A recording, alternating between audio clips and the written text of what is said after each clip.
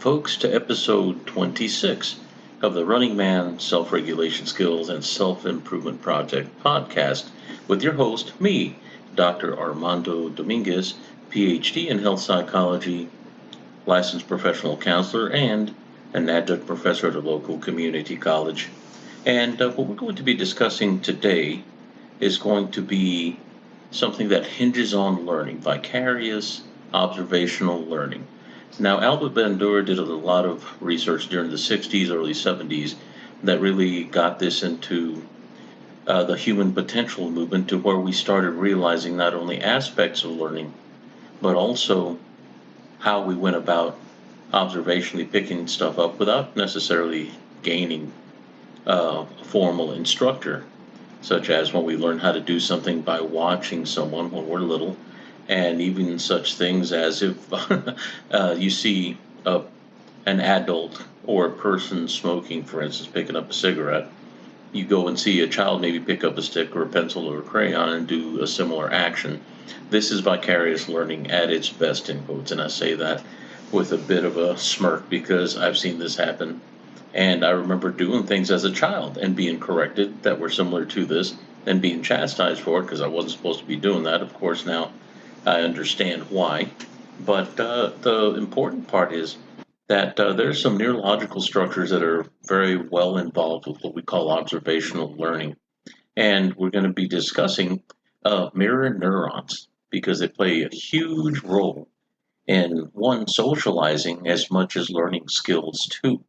And the mirror neurons are also very closely tied to motor neurons that activate and fire whenever we're learning physical movement or actually mimicking motion. So they're very closely aligned whenever we are learning by observation. So to kick this off, we're going to talk about the mirror neural structures. Now, I did remember the story that I told in the earlier episode. I'm not sure now even which one it is, but about the baby that dad was recording him, and minutes out of mom's womb, he was holding baby close and sticking tongue out, and baby was actually responding back to him. This is something that would fall within that realm of mirror neuronal or vicarious observational learning. Even though they say that babies cannot see very well, that's true. But at the very least, even though not clearly, they can at least see to a large degree with some clarity that they can differentiate shapes and facial structures, this sort of stuff.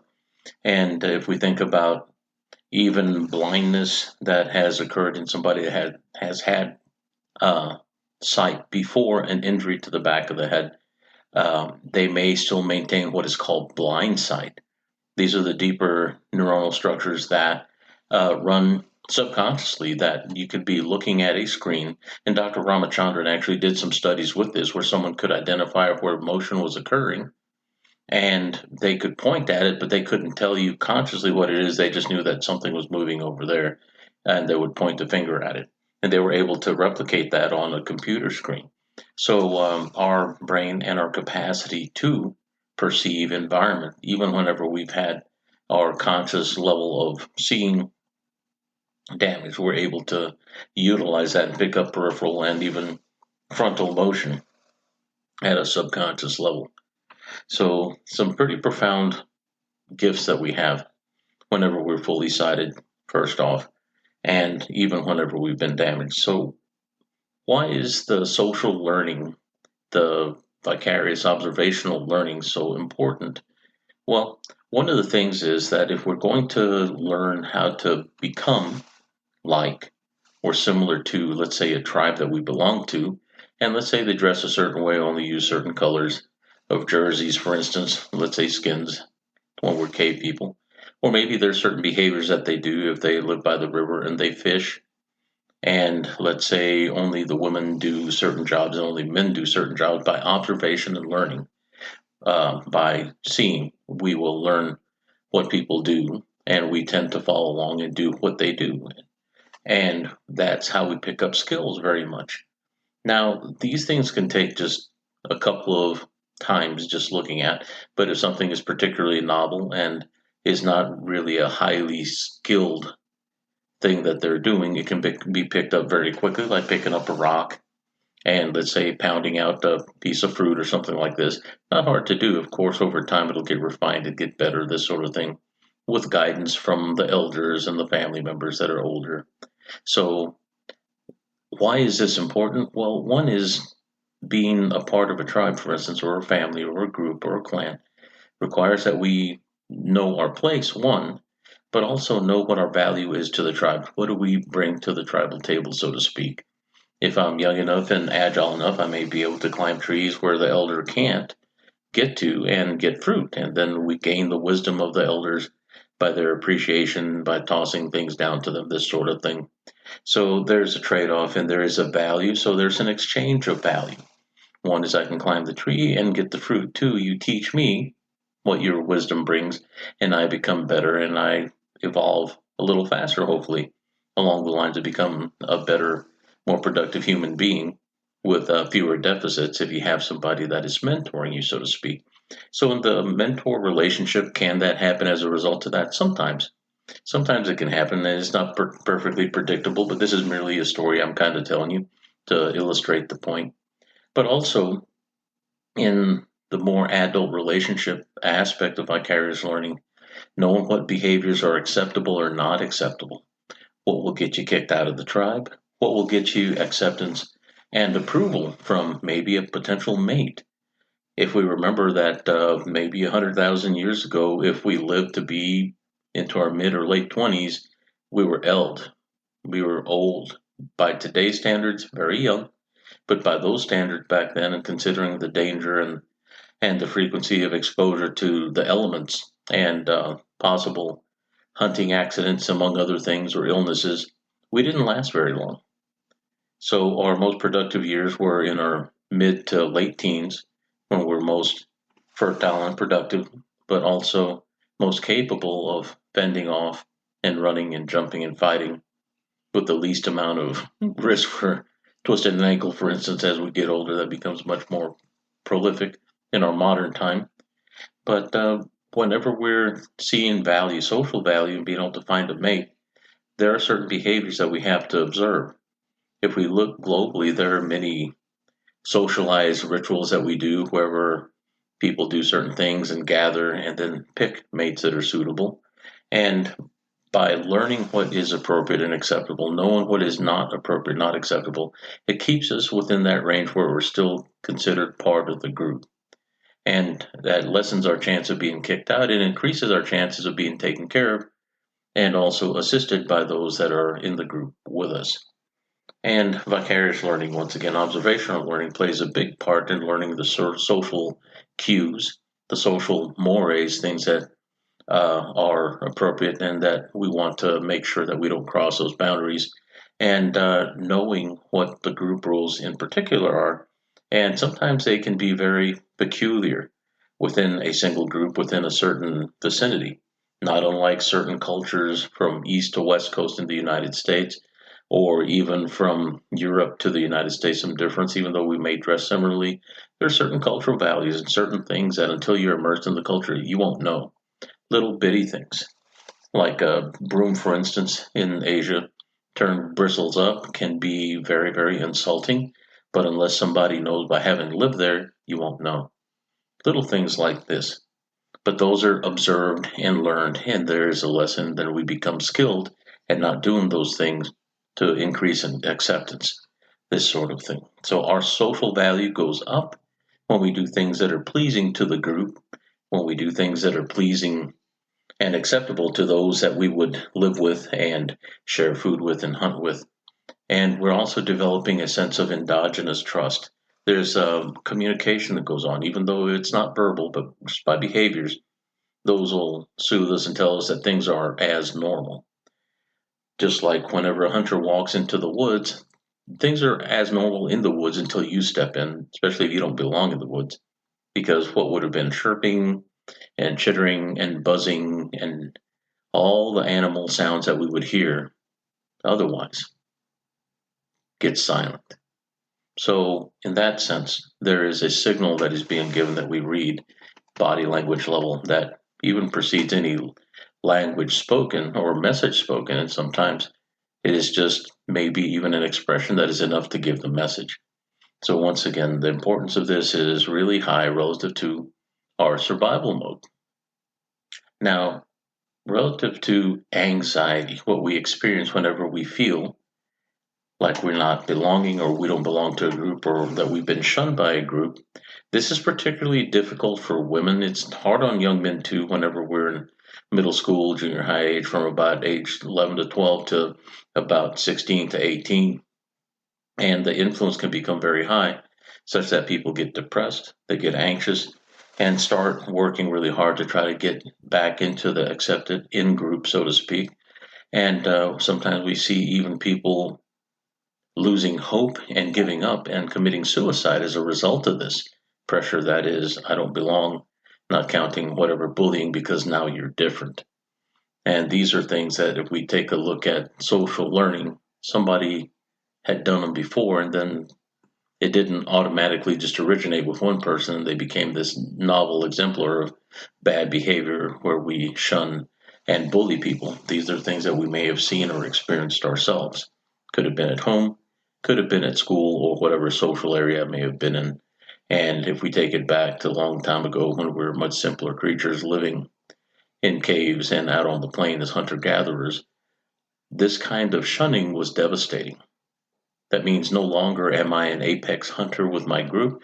Now it is just me and my lonely six, my six being my backside, and nobody's there to observe to see whether or not there's a tiger out there trying to eat me and sizing me up like the next bologna sandwich. So we gain some subtle things, we gain some influence, we gain acceptance. And when we're shunned, we lose some things. And one of those is safety. Yes, there is safety in numbers. The result of the numbers is you have more eyes scanning that you can cue into the body language that determines how safe you are and how safe you feel. So these are very tangible things.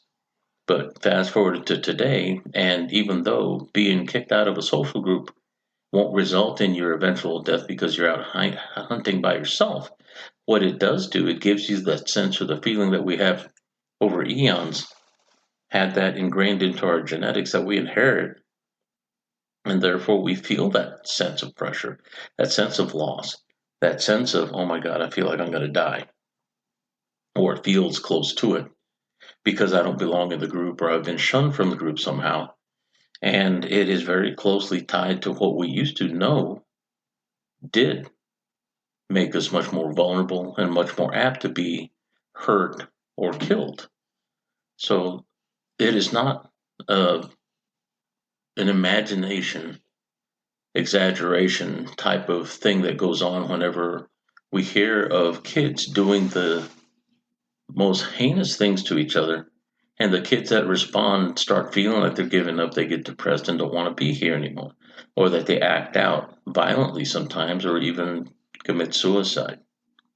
Those feelings of shunning, they're just very sensitive to. And not every single person is particularly sensitive to it. It just depends, and it's not all character strength. There's definitely an endogenous component that we have inherited that certain groups, like family for instance, may be the most influential. And if we feel like we're getting kicked out of a group, especially if we're particularly close knit, it can be very painful and make us feel like we're letting not only our parents down, but everybody down in the community. And that becomes incessantly more heavy when you live in a community or a culture that is very culture heavy versus individual heavy, in the sense you're letting down the whole of the group and your country, your people, your town, your village in a collective sense versus just mom or dad. So that is a big idea, yes, but we have to consider what we talked about in the past too, and that's, well, how compelling is this? How does that weigh inside of me? That's a very important thing to consider because it's a huge influence. When we're discussing dying for honor and when people would commit suicide whenever they had dishonored their families, this sort of thing, in feudal Japan, this is the kind of social influence that is very powerful, that was very belief born to the point where people would willingly lay their lives down to be cut down to save the face or the idea of honor in the family. So these are some very powerful drivers that can be shaped like it was in feudal Japan.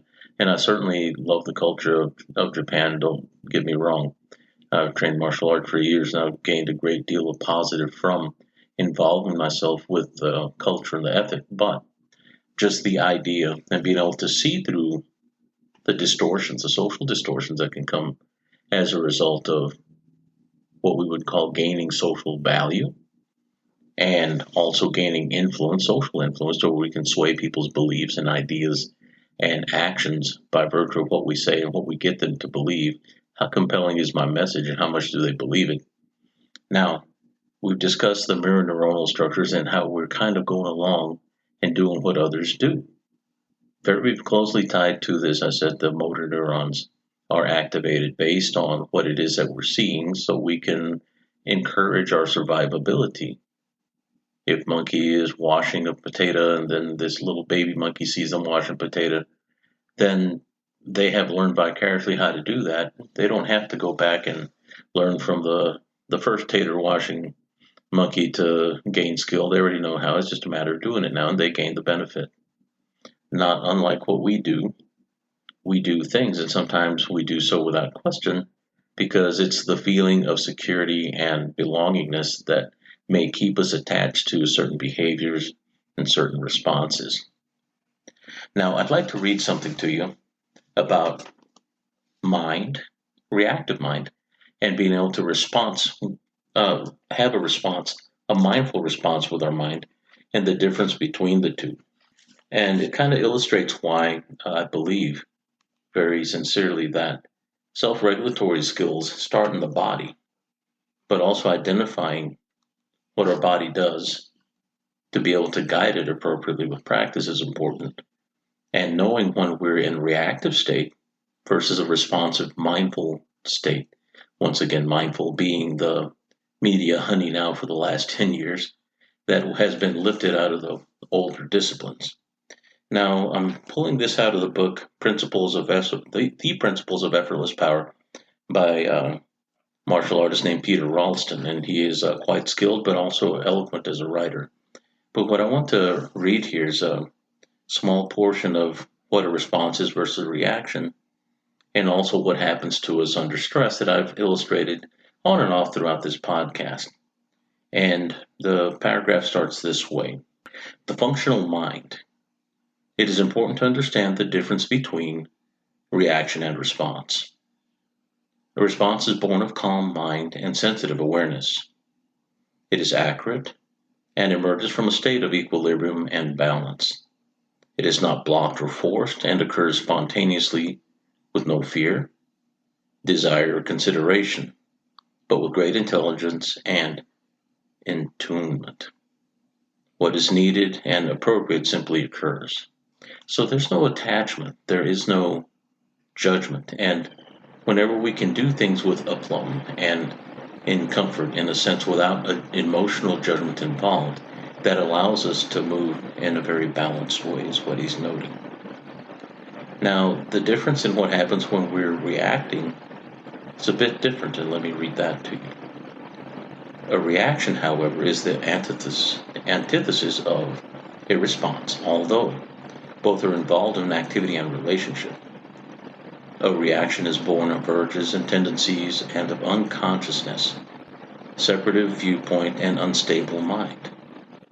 It is oppressed by fears, desires, and considerations prior to and following its appearance. When it occurs, it is a blind thrashing of the unconscious tendency toward protection. Reaction is a contractive in nature. It is a withdrawal of sensitivity and relational awareness to act, often in a negative fashion in an attempt to solve or end, and in parentheses, destroy the apparent source of immediate danger or dilemma. So these are the points that we've been covering about how our body responds based on perceptions at a very high speed at 150 to 300 milliseconds wherever it's pre-verbal. It's all perceptual. Whereas we can still respond quickly, but without allowing our conscious mind to judge. We can respond more effectively in a more balanced way without allowing our emotions to cloud our judgment at the moment as to how we need to respond in a physical sense, like time to get out of here, or even engaging because somebody insulted my mom or my granny or something like this, and then doing the social emotional monkey dance where it's tit for tat. They say this and I say something back, and I start defaulting to the lowest level or the first strategy of the 5 strategies mentioned in episode 25, which is clashing. You strike me, I strike you. We both get hurt. Whoever hits harder wins. It's a very low-level strategic approach that certainly requires one to have more endurance than what your neighbor does, or else they win. And that's what it becomes. It becomes a win. That is about points on the board and saving your ego. It is not about baseline survivability of your human existence, which is what we're talking about and what we're trying to encourage, so that we can note the difference between what is dangerous and damaging to us potentially, and those things that are just merely confabulations or conceptions that require us to believe, to get honked off and get excited about, and then respond reactively, and then have the facepalm and wish I could have that back moment after the fact. So these are preventative measures, and being able to be in a state of responsiveness, mindful responsiveness, will always be a superior to reactiveness in a general sense. Whenever it is full tilt boogie and we're in physical danger, reactive is helpful. I'm not saying it's bad. What I'm saying is that we're talking about self-regulation skills, not treating everything in our life as if it is life-death, to where our anxiety and our stress and our tension turns on to the point where it becomes self-defense mode, and everything is a high-strung, high heart rate reaction where I get tense and angry and upset, and I am incapable of being responsible or accountable for what I do. And then all I have left are the apologies and I'm sorries if it's done with someone that is a loved one or family members, and then there's embarrassment we have to deal with afterwards. So all of that can be avoided if we can provide a mindful response versus a reactive. That's where we're going to stop today, and I'm going to tell you thank you for listening. And this is actually a topic that's near and dear to my heart because the training that I do requires that I press my body frequently, whether it be through weights, kettlebells, club bells, get my heart rate up, and having my sons do knife and stick drills with me so that way I have a sense of opponent, but not enemy, and being able to do what I have to do without getting emotional and upset about it because they're trying to hit me. It conditions me to become better at a higher level, so that way I have a sense of control and I can read the environment more quickly without getting emotionally distraught, upset, or even shocked. And that's why I want to share this today, because this doesn't have to be a martial arts exercise, but it is one that we can walk every day and train by realizing the importance of how I view others tends to educate me, and sometimes I will do what they do. It also implies that much of what we learn is social camouflage. How can I get along, to get the things that I need to live? That's not manipulation. That is learning how to survive, but also understanding the influence that observation has and how people can manipulate us by observational learning, by whatever actions they take, and by being mindful and to stay at third person or even second person, depending on the situation, distance in a situation that allows us to be more mindful and respond and not feel manipulated or feel like we don't have a choice, and that we maintain that sense of I can get away from consequence and circumstance by catching it early. Early is best, timing is everything. Like, follow, and share, and thank you again for your time. It's been a really good evening talking to y'all. Y'all take care. And if you have any comments or questions, please send to me your questions that you might have at runningmangetsskills@gmail. runningmangetsskillsproject@gmail. Correction. Y'all have a great evening. Take care. Walk well.